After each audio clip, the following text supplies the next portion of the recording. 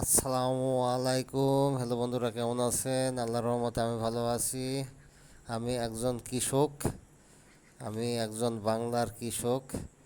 আমি এখন ধনচি ভুঁয়ে দেখতে এসেছি। এটা দেখতে পাচ্ছেন, এটা হচ্ছে ধনচি। কি সবুজ অরণ্য দেখেন, মার্শাল্লাহ অনেক সুন্দর হয়েছে।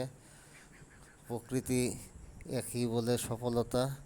আপনারা দেখেন ধনচিটি আস্তে আস্তে বড় হয়ে কত বড় হয়ে গেছে, মার্শাল্লাহ। সফলতা এভাবেই আসে, আস্তে আস্তে আসে।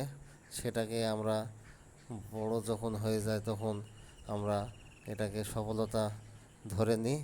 তাই আপনারা সব সময় আমার পাশে থাকবেন, আমাকে ফলো দিবেন।